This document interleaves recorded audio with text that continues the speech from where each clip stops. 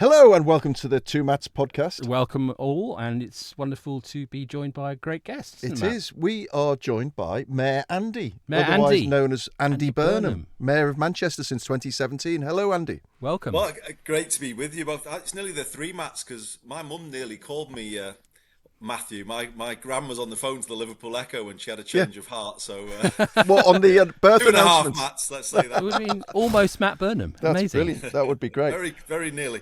Well, it's great to have you on at any time, but the particular reason we've got you on this week is because it's the Convention of the North on Thursday and Friday, right? It is, And is it the 5th Convention of the North? I think it's the 6th. 6th, We're going to congratulations. 2018, correct? Yeah. And that's your dog in the background. Oh, sorry about that. I knew it would be. Sorry. That's all right. That's absolutely fine. All right.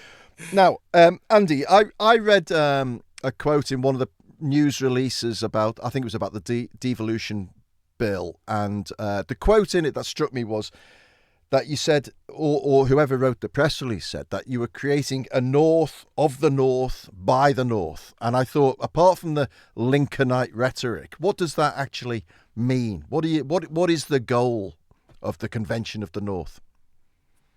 In time, it's the north of England doing much more for itself rather than always having to go on bended knee to Whitehall with, cap in hand. That was the case in the 19th century. The north of England brought through incredible innovation, built infrastructure that we still use today, and they did all of that without necessarily having to get permission from the government. And I suppose long term, to answer your question, Matt, it's about getting back to that. I think positively, we're almost at the point now where the whole of the north will soon have a devolution deal of one form or another. So Cheshire and Warrington, the latest now to come through with a mayor in May 2026. So we are getting close to having 100% coverage of a north of England with more devolved power. So that starts to get quite exciting. And you've been a very effective mayor of Manchester by common consent. I mean, you were re-elected for the third time last year with a sort of Putin-esque 63% vote, which is amazing, really. After I can't think of many voters elections where the incumbent has won 2/3 of the majority of the vote. So extraordinary success there. What do you think has driven your success in Manchester, and what do you think it relates to in terms of what we can learn in further devolution about the way you've gone about things in Manchester? I think it's the mayoral role allowing a new way of doing politics, and Steve Rotherham has done this to great effect as well in Liverpool. In that you can take a place-first approach rather than a party-first approach. And I think that is the basis for a politics that connects much better with people. Most people don't leap to a party analysis, even if they're a voter of a particular party. They don't think like that. Politicians think like that, but the public don't think like that.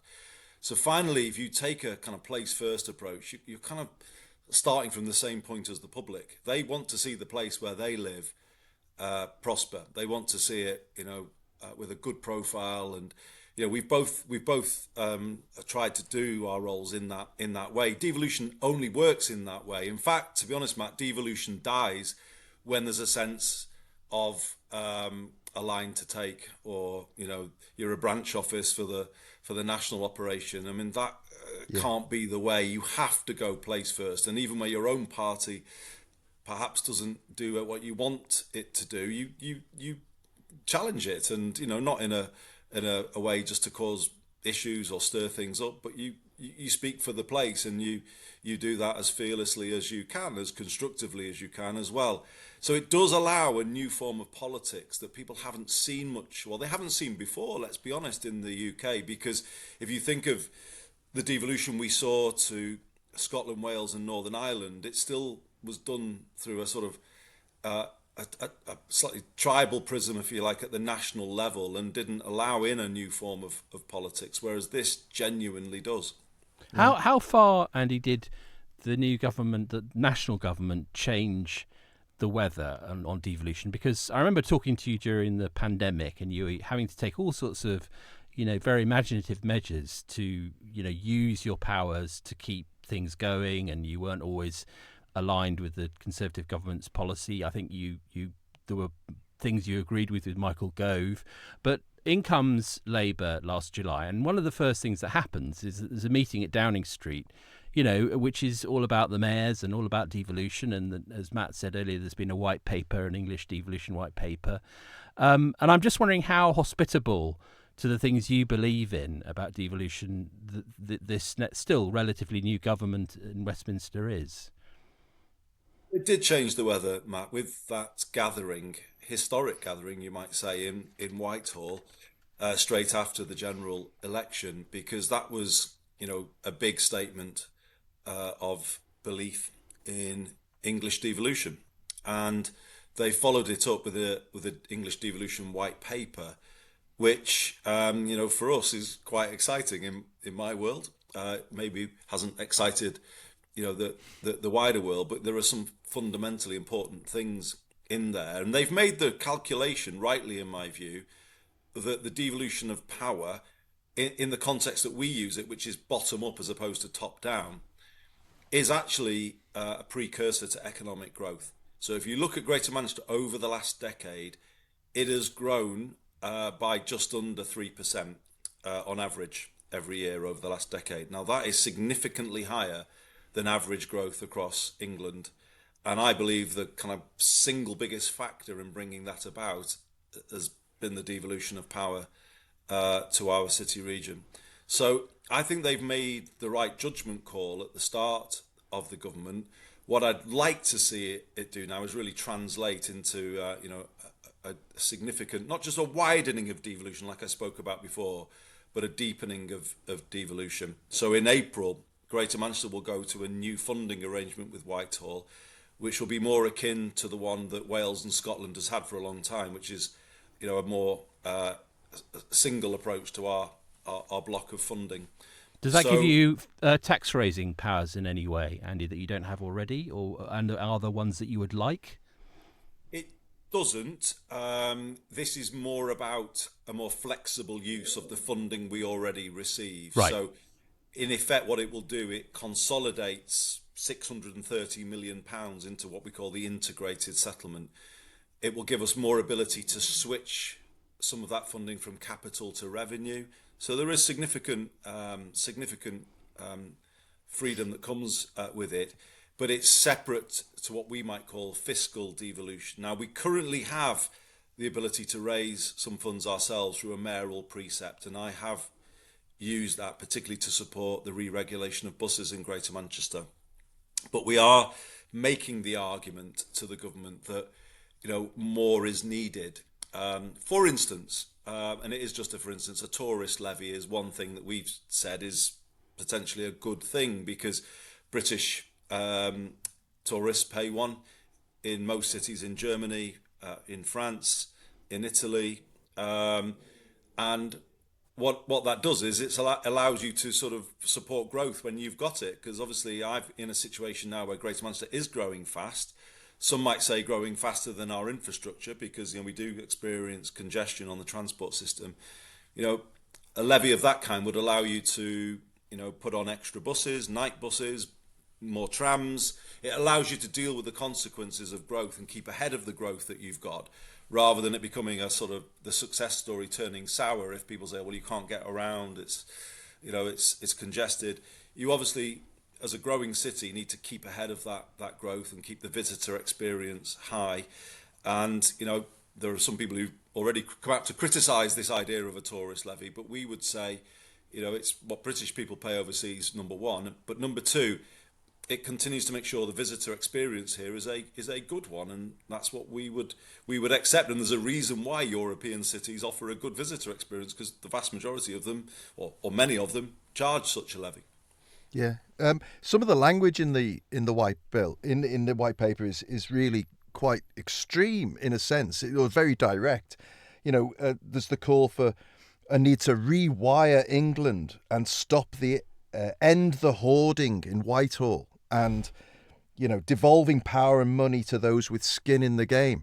Now that suggests, there may be listeners in the southeast and London to this podcast who are sitting there thinking, oh, well, that's very interesting what's going on in Manchester and Liverpool and Leeds, and I wonder how they'll get on. But that suggests that there's going to be an impact of devolution across the whole nation, a complete new way of looking at how power is exercised. You've often railed against, Whitehall and the Westminster bubble, the unitary state, unitary state, which is clearly, you and I both grew up. We're near contemporaries. We both grew up in a region that was, left to its own devices by successive governments. And I wonder whether you feel is there a real possibility of Westminster changing itself as devolution progresses throughout the country? Certainly hope so, Matt. And that language around rewiring the British state and ending the hoarding of power was certainly something that Steve Rotherham and I, very much spoke about in our book that we published last year. So we're really pleased to see. What was that called, Andy? The book? Head North. It's called. I don't normally have to prompt a plug, but anyway, I thought I will do. Well, I'm glad we got one. There's no sequel yet called Head South, but no plans to return to Westminster just yet. Well, we'll come on to that later. Yeah.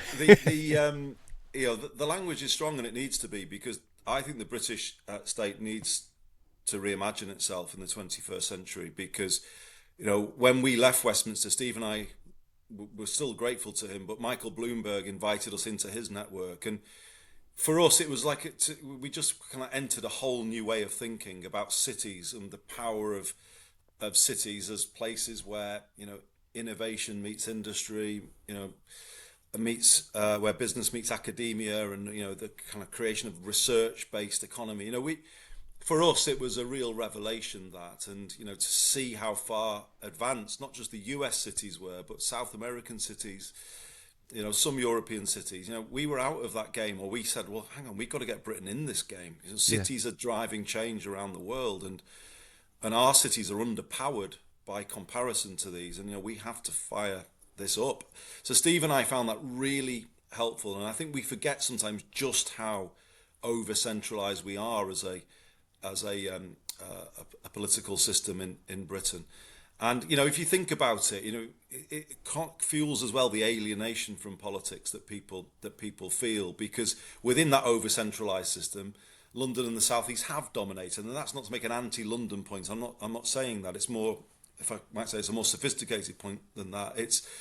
It's a kind of a British economic model that has always kind of turned to London and the South East, if you like, to sort of, it's an easier way of delivering growth, isn't it? It's a place where you can sometimes spend less public money to get growth, and that's what it's always done. But it's kind of left a kind of sense of neglect in other parts of the country, and a feeling of alienation from the British political system. So for me, genuinely, I think this is a big part of the antidote to the times in which we live. If you allow devolution across the country, if you create a place-first approach to politics in different parts of the country, I do think it starts to kind of provide a better answer from a political system point of view than the one that people have had before. But I would also combine it with reform in Whitehall and Westminster for sure, and I've got strong feelings about that as well. One case study, Andy, which is very interesting to us, because we've talked on the podcast a lot about universities. Great, and Manchester has some great universities, but it shouldn't be the only option for kids of talent. And very interested in your Greater Manchester Baccalaureate, and what can you tell us about that? Because that seems to me a kind of perfect encapsulation of what you have been talking about. I'm really glad you've asked about that, because I do feel really sort of passionate about this topic. And bear in mind, I was in a government that set that initial 50% target to go to university. There was nothing wrong with that necessarily. You could say maybe it was too high. I don't know with hindsight. The problem with it, though, was not to have a corresponding ambition for young people not on the university route. And it was 100%. a sense of, we don't even talk about, they can just find their own way. We don't even talk about their prospects. And then if you go forward, 15 or so years, the the English baccalaureate that Michael Gove introduced almost cemented the university favoured GCSEs as the sort of the be all and end all when it comes to schools and how they're judged. And I think that almost hardwired that thinking that the Blair government had brought through into the running of the system. And, I was Shadow Education Secretary at that time and argued very passionately against that. For me, it's about an education system that offers a path to everybody. That's clearly what, a strong society needs. And to his great credit, Michael and I we found ourselves negotiating Greater Manchester's Trailblazer devolution deal, and he agreed to our request for post 16 to be more within Greater Manchester's devolution arrangement. So now what I'm doing, Matt, I consider this to be the most important thing that I'm beyond the transport stuff that I've done. This is more about people's life chances, levels of aspiration in the north of England. The Greater Manchester Baccalaureate is about allowing young people in their middle teenage years to see the jobs that we've got in modern Greater Manchester, a huge number of jobs in digital and tech, for instance, and then advising them about the courses they take at 14, the T-levels or B-techs they may take at 16, the apprenticeship at 18, to position them towards those jobs. And I think this is a kind of a necessity actually in Greater Manchester. It's the right thing to do, but it's also a necessity with regards to our economy. Because if you look at modern Manchester, particularly the city of Manchester, you've got skyscrapers now of a scale that people would never have probably imagined that we would have. But from a young people's point of view, they can see those skyscrapers from their bedroom window, but they can't, at this point in time, necessarily imagine themselves working within them, or can they see a path towards those places for themselves. And for me, this is the next chapter in Greater Manchester's story. We brought a lot of new investment to the city, relocated a lot of people to work in our city, but I don't think yet we've created the sense amongst young people growing up in our city region that they now can be a part of the success story that is modern Greater Manchester. And dealing with that, for me, is something that kind of absolutely fires me up. If you think about what an English city like ours would be like if at 14 everyone growing up felt they had a path in front of them and had hope for the future, you're talking about fundamentally different societal outcomes and a more thriving economy going forward. I think that's very interesting, and something that I was reflecting on thinking about this conversation was, why did I end up in London, for instance? And it's because, I had a very happy career on the Liverpool Echo, but felt the need to go and progress outside of Merseyside, and I think a lot of people did. And part of the reason was that Liverpool in those days felt like it was on, as a fella put it to me outside Lime Street Station once, on the bones of its arse, and it did have that downward trending feel. And now you go back to Liverpool and it feels like, like I say, the San Francisco of Europe. It's fantastic. It's vibrant. The whole centre of the city is gravitated towards this amazing shopping centre. You've now got, which we'll talk about later, this incredible new football stadium on the majestic River Mersey for the next season. The whole place is on the up. There's no question about it. Part of as well as developing that sense of getting the youth of the city to stay and see a future in the north, you've also got to try and present the north as a viable place for very wealthy people to come and very intelligent people from outside to come to bring in skills and bring in venture capital investment and so on. Now, you've obviously been successful to a degree in that, but my question is, can the north ever really hope to compete with the allure of London and Cambridge and Oxford and those places? How can you challenge that narrative? Yes, it can, and I'm absolutely confident in saying that. Just to pick up your backstory, very similar to mine, I was turned down for a job at the Liverpool Echo. I failed my interview in the latter half of 1991. And my very first job after leaving university, because I came back to the Northwest wanting to stay there, the only thing I could find was as an unpaid reporter on the Middleton Guardian. That was my first job outside of university. And there's only so long you can obviously sustain that. So I had to do what you had to do, Matt. So for our generation, born in the late 60s or early 70s from the northwest of England, to get on in life, we had to go south. That was it. And that was true of so many people. who were around the northwest at that time. I think I can confidently say to you now that that is no longer true. There are sufficient jobs of high enough quality in both cities, actually, but I think very much so in Manchester. That means you don't suffer a career detriment by staying anymore. Right. But here's the interesting bit, which answers your question. I have got statistics that show in the last 3 years, 13,000 young Londoners have left London and have relocated to Greater Manchester. And for my son who lives there, he did the same thing as me, and he is down there now. He often tells me about people who are leaving London to come up to Manchester. And I think the reason is the quality of the jobs is there, but it's something about the lifestyle, isn't it? And I think this is where we are starting to really achieve something. You know, it's not attractive, is it, to live in Zone 6 on the Piccadilly line, in a kind of rented sort of 1 room or 2 room sort of, flat that, it's costing you all your salary. Yeah. Exactly. Yeah. And I think that's the issue.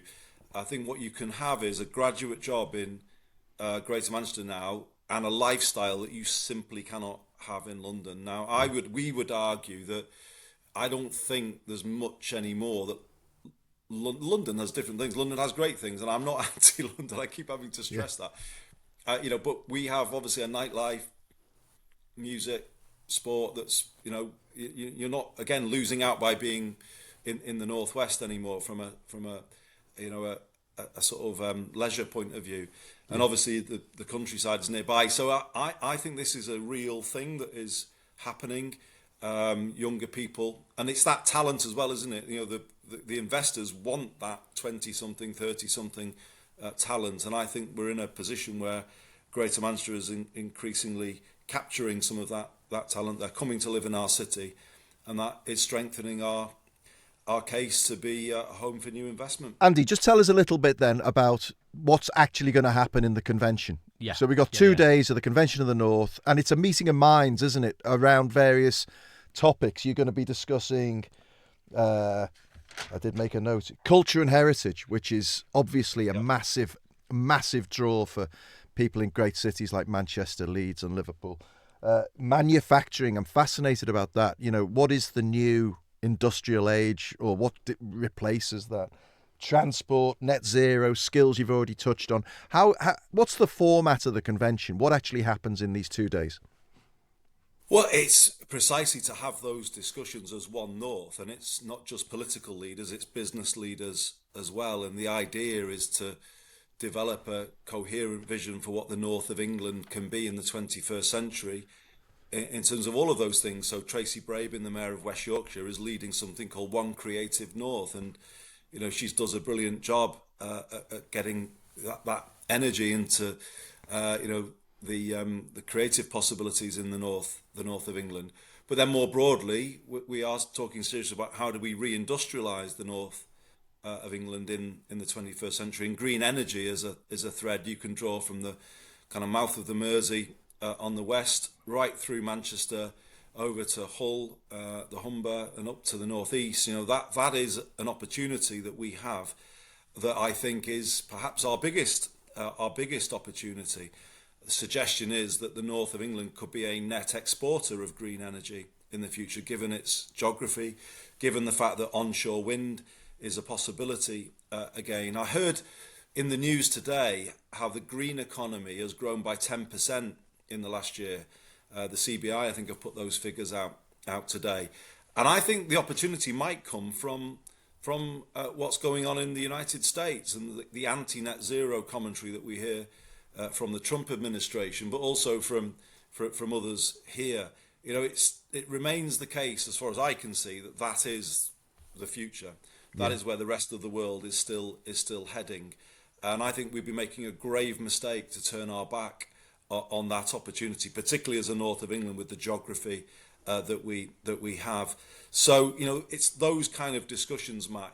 I never want people to think of Manchester or Greater Manchester as the London of the North, in that as though it looks like we don't sort of, play into a wider agenda, because, very much I think we need to build what we're building together with our partners both down the other end of the M62, but all the way up to Newcastle as well. So that's what the Convention of the North is. It's about the north of England speaking more and more with one voice, because when we speak with one voice to any government, I think that voice is pretty powerful. And, the Convention has helped us do that over recent times. And I think it explains why the north of England has moved quickly to get a set of devolution arrangements, which outstrip now anywhere else in the country.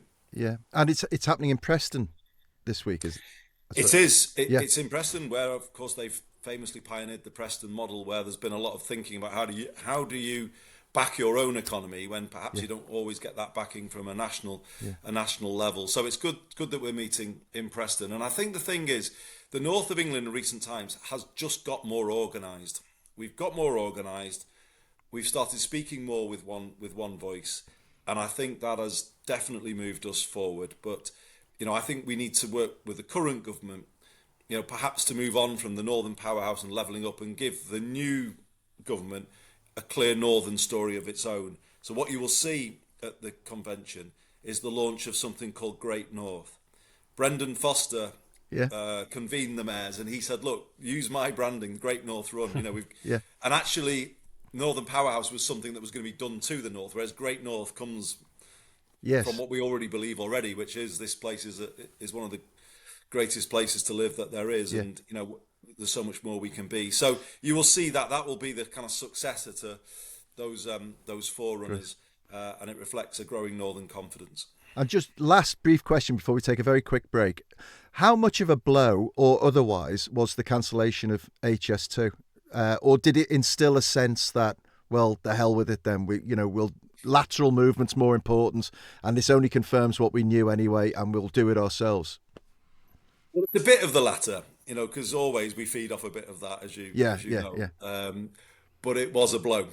Yeah, I would be being disingenuous if I said anything else, because here we are, 2025, and we are looking at the prospect in the 2030s of people boarding a gleaming train in London, going up through the country, underneath fields in the Chilterns, and through a bat tunnel that cost £100 million or something like that, coming through to Birmingham, and then as they go into the northern half of the country, going onto the existing West Coast main line. And the danger is that HS2, as it is now in its current form, could be a kind of monument to the injustice of the way this country has been run. That one half of the country gets one type of infrastructure and the other half gets left with 20th century infrastructure, or even Victorian infrastructure, to be honest, because that's what the Northwest would have. So, it has been a blow, no question about it. And, we need to continue to make the argument that, if we are one country, you must be able to get on a train in London and the southeast and get off of have a journey that is consistent all the way through, and get off at the other end in a station of a similar standard. And we thought we'd won that argument. Rishi Sunak decided otherwise, but we've got to get back to it. There is no way at all that the existing West Coast main line and the M6 motorway can deal with our connectivity needs going forward between the southern half and the northern half, the northwest anyway, half of the country. And if we did, those two things, the West Coast mainland and the M6, would become anti-growth policies, because they already are. You have to set aside 2 or 3 extra hours, don't you, to navigate either at the moment, because both are completely congested and unreliable. So I wish I could say we've got over it and we've kind of, come up with our own plan. I think big national infrastructure that's something that still needs national government to sort out. Brilliant, thank you. Listen, I hope everyone's enjoying this conversation. I certainly am, Matt. Definitely. Dank certainly is. Certainly we'll be back in a moment with the second half of our Andy Burnham interview. Special.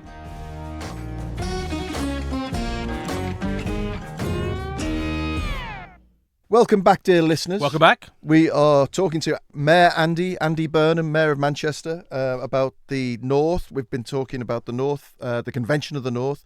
And in this segment, we're going to broaden it out a little bit. I did want to, as a fellow Scouser who grew up in the early 80s, peak militant, which was when you joined the Labour Party, right? You joined at 14 or 15. And you railed against what Derek Hatton and Militant were doing in Liverpool. You're a big supporter of what Neil Kinnock was doing. I'm correct in that. Listening to you in the first half of the show about the particular needs of places being ignored by bigger, broader government. Do you ever sit back and think, with the benefit of hindsight, maybe Militant had a point in Liverpool, or the reaction was understandable to what was going on in a place like Liverpool? Well, to be honest, it was Eric Hatton who I first became a bit mesmerised by when he used to appear on my television screen on Granada Reports Yeah. through those years in the early 80s, and he kind of spoke to something that we felt we were living through, as you said, Matt. So yeah, I'm obviously then turned more towards sort of a mainstream Labour voice in Neil Kinnock, but yeah, no, I remember that era vividly, and I remember Boys from the Black Stuff being a big thing, watching it with my parents in the early part of the 80s, and then seeing that era come through. I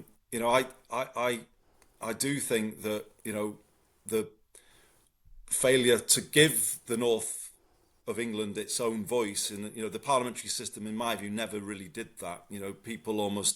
Northern politicians almost went down to try and be part of the establishment, and I don't know, it never quite led to the north of England having its voice in the way that it needed, and all of that was really instrumental in my sort of my early years for sure. Yeah, Andy, just this week it's been dominated globally by what's going on in Ukraine and Europe, and this dramatic realignment in the Western alliance. And I know you keep an eye on these things, as you always have, and also that Keir Starmer was on your team, I believe, when you were Shadow Home Secretary. So you have your relationship with him goes back a long way. And I'm just wondering, he's got a very big task on his shoulders this week, going to Washington in very difficult circumstances. You've said some pretty clear-eyed things about Trump. What would be your advice to your former colleague and now Prime Minister? I'm not so much he needs my advice, Matt, because he's doing it. He did what I hoped he would do, which is to take a really clear and principled stance straight away, and communicated that straight away in the call that he made to President Zelensky. So I think that's exactly what he should do, and what he has done. And we're really in a crucial moment now, aren't we?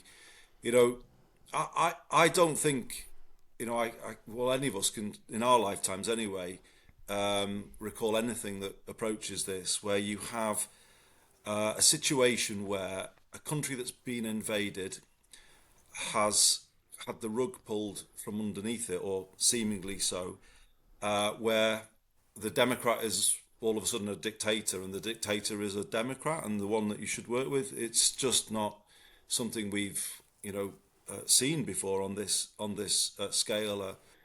A vice president of the United States, I think, sitting down with a party of the right and pretty far right in Germany. These are things that are now beginning to happen, and I think it's absolutely right that Keir has taken the stance that he has taken. I don't know whether people are right that they make these statements, and it doesn't necessarily mean that this is what they believe, and that this is to shock and to sort of disrupt, and perhaps more common sense comes from it. Well, we just don't know that, do we? But I do believe that Keir has shown real leadership so far in this moment, and I think he's got a very difficult job ahead of him. But the support for Ukraine already, I think, has increased again because of the stance that Keir took. I've seen more people, if you like, coming out to show that support, and I don't think that was a given a week ago, when some of these quite appalling moves were made, to be honest, to sideline them. You made your bones in the New Labour era, and which is a very specific geopolitical context, Andy. And now we're in a different one, and I'm just wondering what you think that means for progressives generally. This very, very different context of the 2020s, which is, it's full of global problems, ranging from pandemic resilience, climate change, tech, inequality, you name it. And I have a suspicion that cities may be a big part of the answer, but I'm curious as to what you think specifically progressive people, progressive politicians should be doing to move this forward and not get trapped in old silos. Yeah, I think about that a lot, Matt. And since the start of this year, it feels like we've been living a new reality. The world has darkened, I think, to a considerable degree, has fragmented, and feels a more dangerous place, more so than it did last year, or certainly than the years before that. So, how to respond? I, I think the new right, if we can call it that, we have to be clearer in calling it out. I don't think there's any win by pandering at all. I mean, you have to have strong policies when it comes to law and order, and I do in Greater Manchester. I've never, you probably know to a degree, but I've never been somebody who makes an argument for a soft approach there. From my days in the Blair government, I was pro ID cards, you might remember, and other things. And again, I have a police chief in Greater Manchester, chief constable, who embodies the kind of policing I want to see. Strong, proactive, but accountable policing, and Stephen Watson very much has brought that to Greater Manchester Police. You do have to have policies on immigration that deal with it in a keep order, if you like. Don't allow chaos in the system, which is what grew up under the last government, and I think that is not a good thing. However, that said, there is no pandering in my view. I don't believe at all that is the way. Well, I don't believe anyone is doing that, but I would warn against it, if you like. You can't be a sort of a watered down version of the new right if you think that that's the way to go. And in fact, if anything, I think you lean into an alternative worldview. If I look at the British general election next time out, I think it's going to be almost a clash between two worldviews, rather than a traditional party political debate. 100%. And I think you've got to, from a progressive point of view, lead from the front and be clear about, we propose an alternative worldview.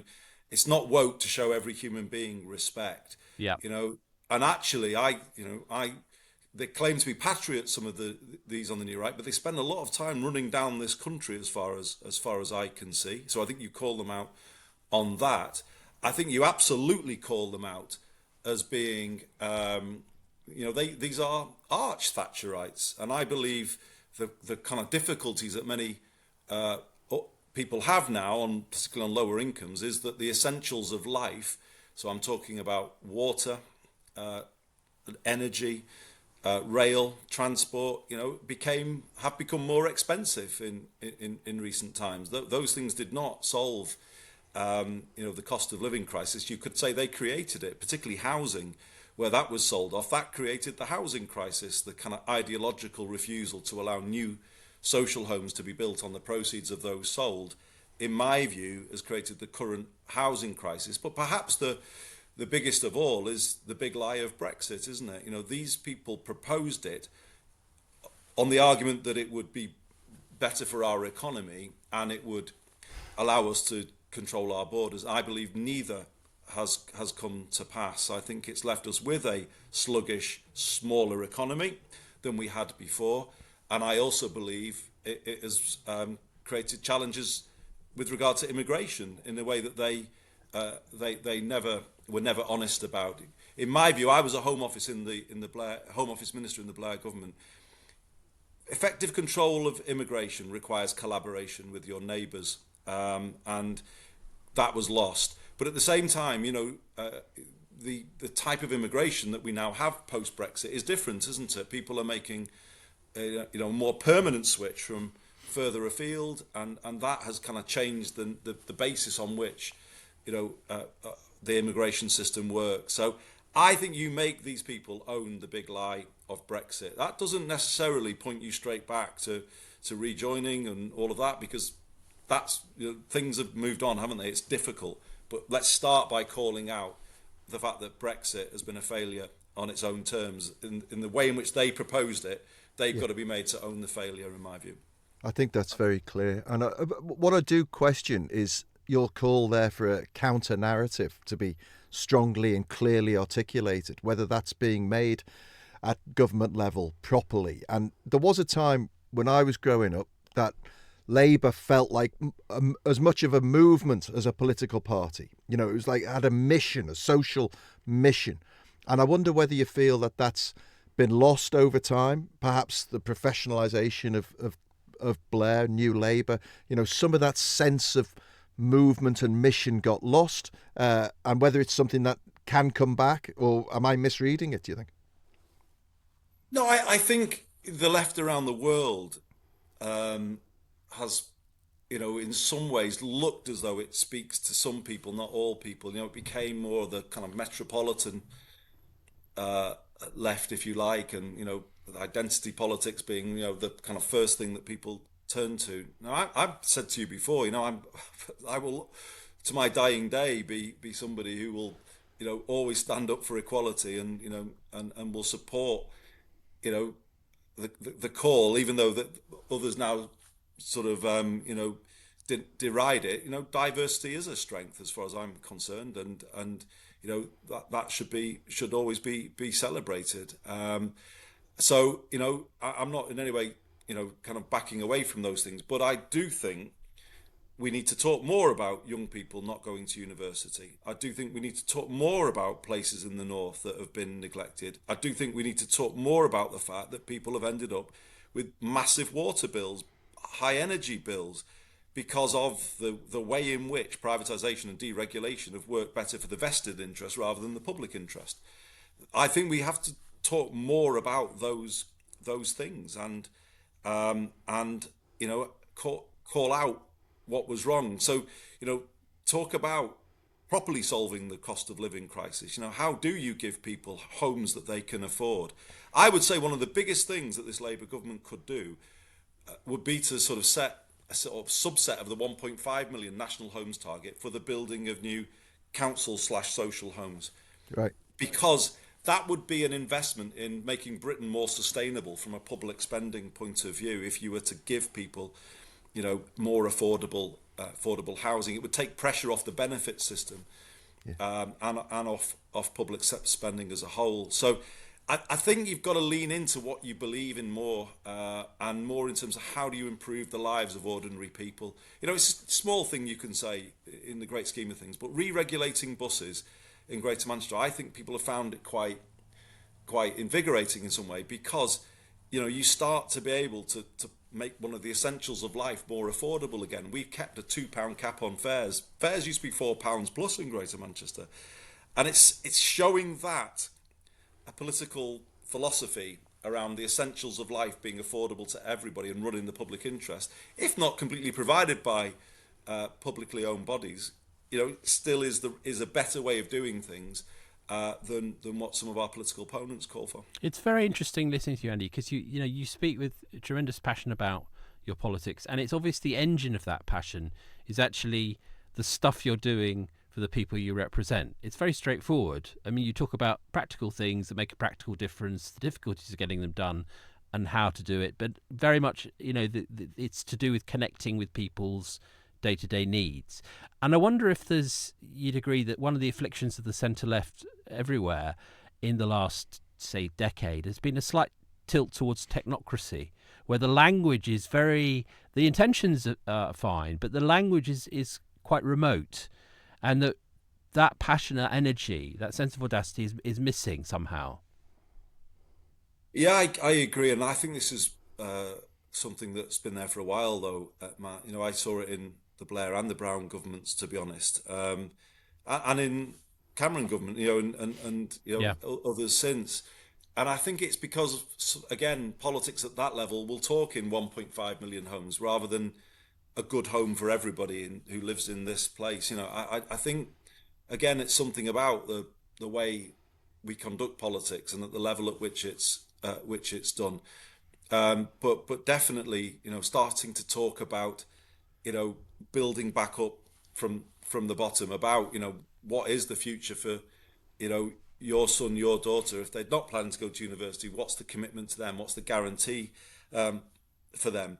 I do think we need to really challenge ourselves on the left to sort of kind of break out of some of the, as you say, the quite technocratic, remote sort of phraseology that's been used, and start talking in the terms of the essentials of life and guaranteeing them for people, and making sure you've got a story for everybody. I Because when think I the hear danger we've been is we had a story for some people in some yes, places, not all people in all places. because when I hear you say, leave your car at home, come and use the bus on the B network, I understand that. But if I'm an ordinary voter and I hear someone saying, guess what, Britain's going to have the biggest growth in the G7, I'm not sure that means anything. I mean, obviously it would be great if it did, but in terms of politics, it's not really a very adhesive or memorable message, is it?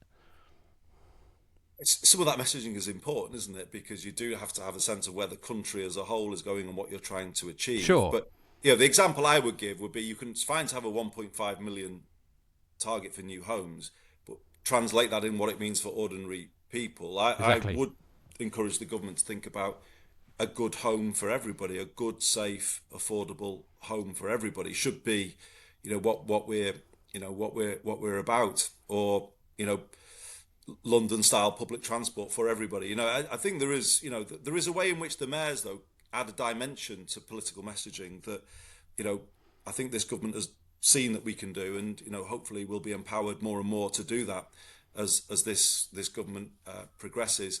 I absolutely believe, I have to say as well though, that we can offer a bigger service, which is the reimagining of the British state and British public spending, as I was talking before, because I don't think things are sustainable in the way that they once were. You see a sort of a new approach to government spending being operated by the new Trump administration, which seems quite frightening to me. However, there is still an issue, isn't there, about how do we sustain a level of support and services for people going forward in a way that we've always once had. I think again devolution has the answer, in that if you spend more money through a single place-based pot, you can join the dots between all of those issues and then make more of that public money than you can if you're doing it through the Whitehall silos. I mean, the classic one is DWP, where they have a tick box approach to trying to get people back to work. Well, you know what? It doesn't work. Yeah. And that's because it doesn't even begin to deal with the wider issues somebody might be dealing with that is preventing them moving towards work.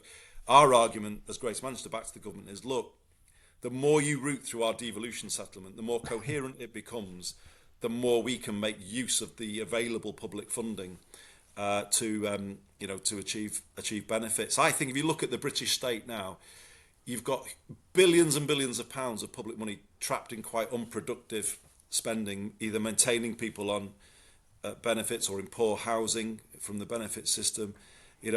I honestly believe there is a need now to really rethink things using the devolution that we've achieved. Andy, can I just ask, and obviously I'm expecting it just to completely fudge this in a politician's way, because politicians are, for some reason, I can't think of another industry where, if politics is an industry, where people are so allergic to talking about personal ambition. But journalism. I'm not. Are you shy of personal ambition? Dead shy. No, anyway, okay. Well, football management. Football manager. Come on. I have no ambitions at this time. But obviously, you've skirted around the leadership of the Labour Party a couple of times. You haven't quite got there. In the right circumstances, why should Manchester be the only beneficiary of your brilliance and talent and aspiration? Why shouldn't that all be transferred to the national stage one day? Would you still nationalise Burnham? Would you nationalise Burnham? Would you still like a crack at the top job? Well, I have tried twice, Matt, as you. Well, third time's the charm. Politely pointed out there, and I'm not sure how many times you can carry on trying. I passionately believe that what we're doing is adding something to British politics that it sorely needs, and I don't feel my work is done, and I'm not giving you that traditional politician's answer here. I haven't ruled out one day, if it was something that made sense. I wouldn't rule out going back at some point. But I've been much more energized, liberated in the role I've been in. And actually, I know I've had to kind of, always say this to people, but I don't know if people accept it yet, that I'm not actually desperate to get back to Westminster. I think everybody thought when I left, I was just sort of playing some clever waiting game and then I'd be like sort of straight back in. But you know what? People might need to open their minds now to the fact that I enjoy this job more than any of the jobs I did in Westminster. And it is actually the truth. Maybe Westminster could move to the north for a while. Well, of course, exactly. Yeah. It might have to, I'm told. Yeah. See, here's a thing. You see, we get on and do it here. Manchester Town Hall has been under, sort of sheeting for a while because we got on and dealt with it, or the City Council did. Parliament doesn't seem to have been able to deal with its structural issues, even though the Palace of Westminster was built at the same time as Manchester Manchester Town Hall. So no, I obviously, I'm glad that the Labour Party and current government has picked up some of the, the ideas that we've put forward about rewiring the state, and I'm excited by it. I think, though, the kind of change we need is still, significant. I think Westminster needs to be completely changed. I am a convert to a PR system for the Commons. I do believe we desperately need an elected second chamber. I would advocate removal of the parliamentary whip system. I think in the 2025, where politicians are having to go on the media and toe a line or vote a certain way, I just don't think it translates anymore to the public, and it kind of this is another thing that kind of pushes Westminster politics away from people, and it doesn't resonate with them. I don't know whether people have an appetite for that level of change, but it's certainly, I would only be interested in that type of change. I think the danger is here that we're going into a much scarier political space, and unless we really deal with some of the reasons why people are alienated from politics, then I think it ends up in a pretty bad place further down the line. Right. Enough politics, a little bit of football. Go for it. Now, you're talking about dodgy structural engineering. I think you were at the last Everton Liverpool derby the other night. I was indeed. You were at Goodison Park. I come from a mixed family. There was dodgy about it. No. I'm talking about that. All I'm talking about is I thought it was a fantastic game. I said on the podcast, and I was laughing when Everton equalised, because I thought this is the perfect end to Goodison Park derbies. I don't care whether Liverpudlians are listening, because I'm a Liverpudlian. Yeah, unexpectedly, you believe in a two-club solution, don't you? I do believe in a two-club solution. But you're moving to this marvellous stadium on Bramley Moore Dock, which needs to be seen to be believed, really. It's sort of squats on the skyline like a spaceship, but it's literally on the water, as the Mersey opens up to the Irish Sea, and you look at it from the pier head and it kind of shines and glistens, and it seems like a metaphor for a renaissance in Liverpool. Will it be a renaissance at Everton? That's what I want to know. I think we're witnessing the rebirth of one of England's oldest and greatest football clubs.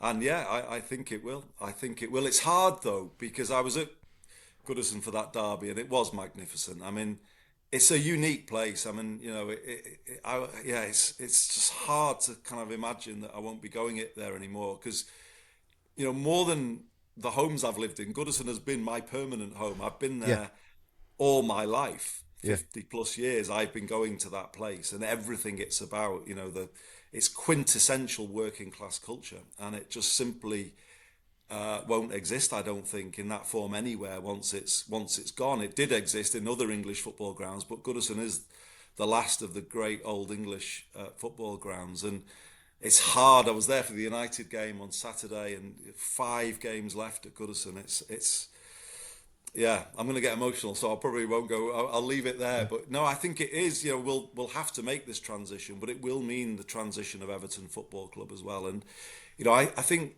we've got to leave with a new mentality. I think, to be honest, perhaps a little less introverted and emotional, and sometimes bitter as some people might say. I'm glad you said it. Yeah. Well, I'm chief Yeah. chief bitter blue at times because Yeah.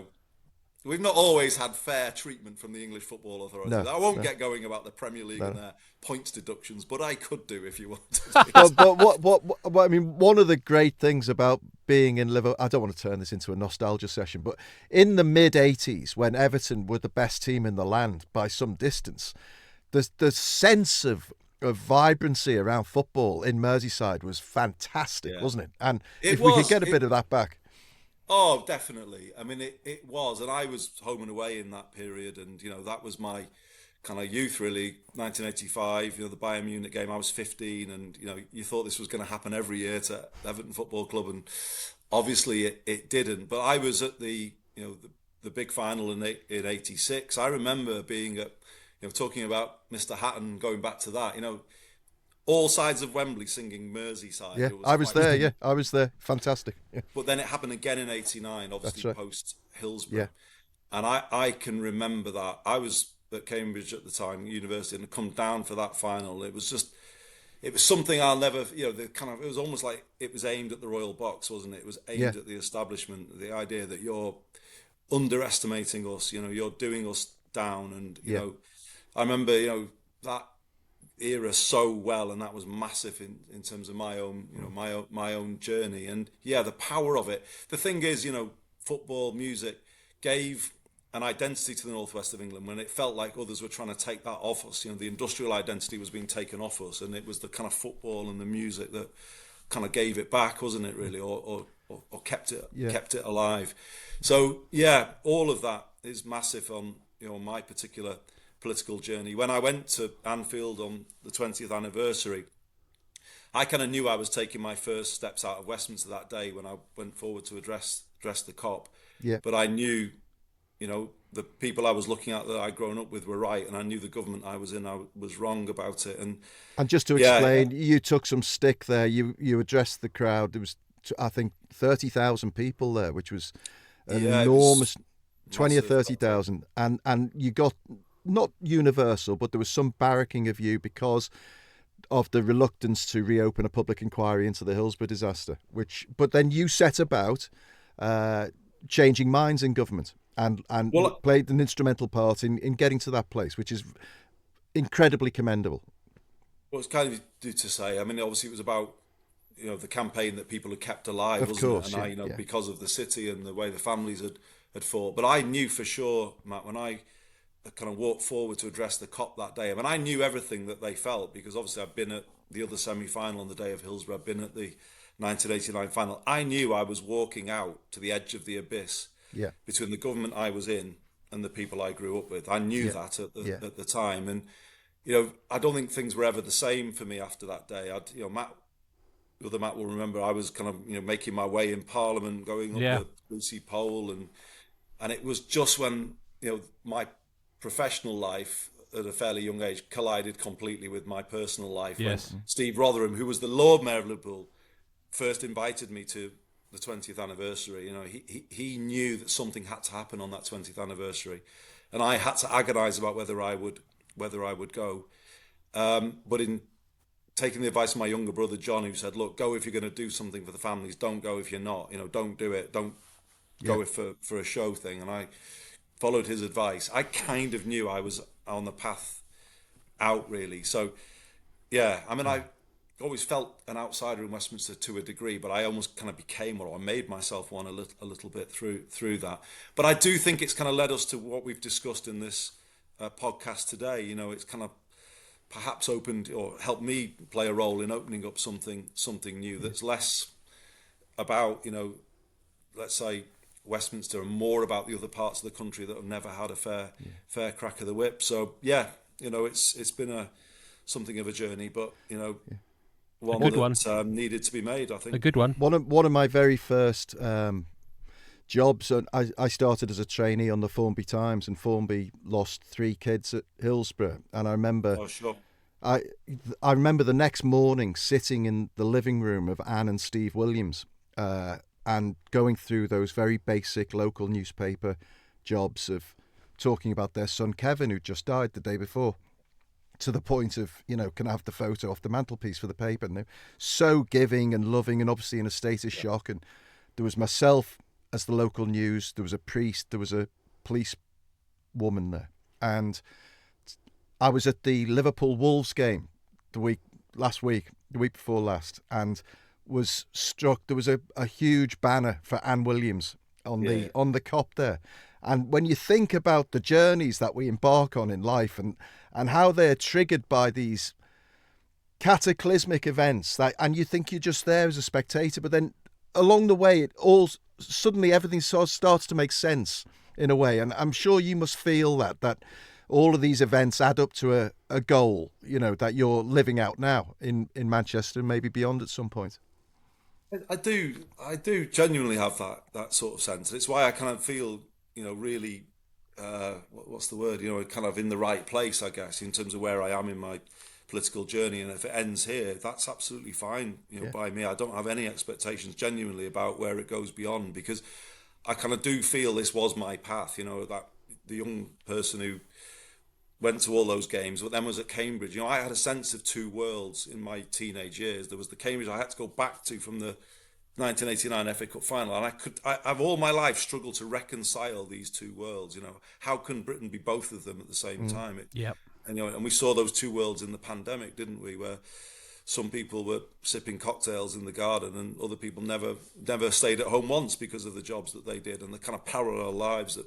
I remember during that pandemic, Andy, you were talking about. I remember talking to you. You were talking literally about street by street differences. Yes. It was. I mean, it was a terrible context, but it was a vivid. Again, a vivid representation of everything you've been saying. On the one hand, there were these press conferences about world beating this and world leading that. And then you were talking about, this street, we're getting, firemen to go in. And on this street, we're getting ambulance people. And we're trying to do our best to catch up on test and trace. But it's bloody difficult, but we've got the resources. I'm glad you remember all of that, Matt, because absolutely it was like that, and that's how we had to deal with it. Given that, lots of people in Greater Manchester never did stay at home, and were going home to overcrowded homes, and the virus then took a hold in those communities that we couldn't shift, and it was really, really tough. And I do think people lived parallel lives through that whole situation, and still have very different experiences of it depending on where they live and who they are and perhaps their background. But you can say the same, can't you, about back to Brexit and the referendum? I mean, I bet you both heard people who voted Remain saying they never met a Leave voter throughout because I remember my brother coming into a pub before an Everton game 2 weeks before the vote saying to me, "We're going to be all right, aren't we, in this referendum?" And I said, "I don't think so. You know what?" He said, "Don't believe you. Not met anyone at work who's not voting Remain." And I always come back to that conversation because I think it kind of, all of these things, these different experiences reflect the fact that this country is too unequal. People are too divided. We talk about university, we don't talk about the other route. We really need to reflect on the lived experience we've had through all of these kind of big events that we've all lived through together. And I do think, we need to sort of think about, reimagine a country where it is less divided on class and other grounds. And I don't think we have actually learned about the pandemic yet. I honestly don't. I don't think we've really understood. When the tide went out in March 2020, 5 years ago now, it revealed things that we kind of sensed might be there, but we really saw them, didn't we? And how some people just didn't have work or home arrangements that supported their health. People were being sent, or people had to go back into work because they had no sick pay. These things are problems outside of a pandemic as well as being problems in a pandemic. And yet, have we really addressed them? Don't think so yet. Not at all. Andy, thank you so much for your time. An absolute pleasure. It's been a brilliant conversation. Thoroughly enjoyed it, and I'm thank sure you our for the listeners opportunity. No, not at all. And I hope you'll come back sometime Please and tell us about how things are progressing. But I will indeed. Until that day, good luck with Goodison Park and the 100%. final games. Hope they go well. I'm going to be crying my eyes out every Yeah. Going to Everton's a trauma anyway. It's going to get even worse in the next few days. Right, well, all right, all mate. the best. Great to be with you both. Bye. Thanks Thanks a for lot. coming on. Bye bye. Cheers.